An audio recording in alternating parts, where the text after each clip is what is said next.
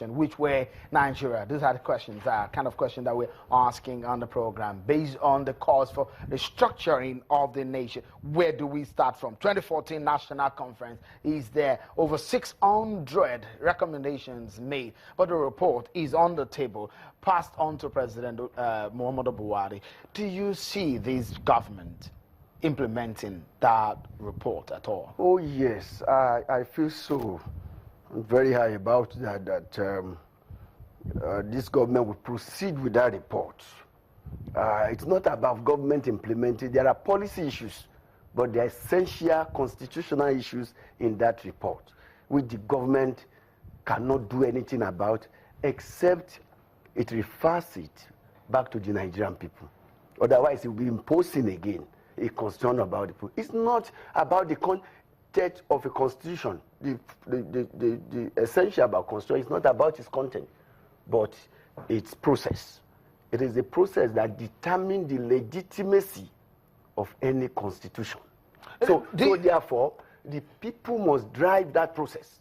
It's not a question of what has been recommended to the president. So the president can only proceed with it by initiating another process, because the limitation of the 2014 confab is that it was not elected. It was, though you have the best collection of eminent Nigerians at that conference, but as somebody who has studied constitution making over time in the last 2 decades, I mean, I know that falls short of a legitimacy that is required of every constitution. So therefore, in proceeding, Mr. President, we need to take it forward to the only assembly, and I mean the issues that borders on constitution making.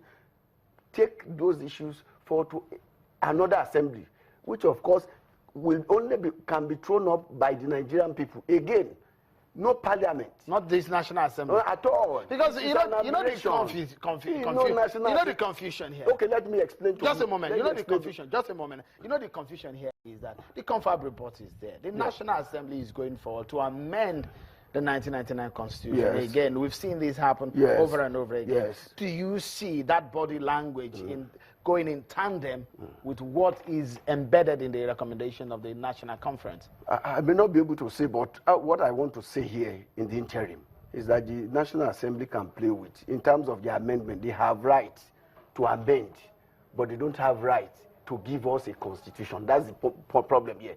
There is a difference between amending an existing constitution. So the 1999 constitution, which is referred to as by some of us as Decree 24, of the military law, and which cannot be a constitution, but then something must sustain the governance of Nigeria. But we keep amending what we say as defects. You will amend endlessly, and it won't give you a constitution.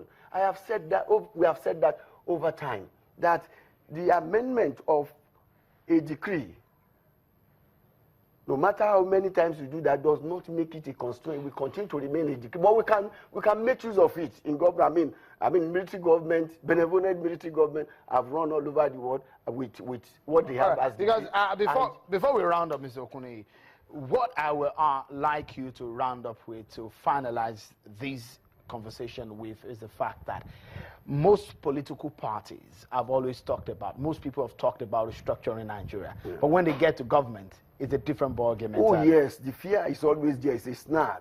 Every leader in Nigeria have that concern. They don't want to preside over an unintended consequence or outcome. That's essentially the problem. It looks like a selfish idea, isn't it? Well, yes, definitely, because but the will of the people should prevail to have a good government, to have a stable, and that is one thing that we should really do in the country. But because of the concern, it's better to have a big country like Nigeria than to have a small country.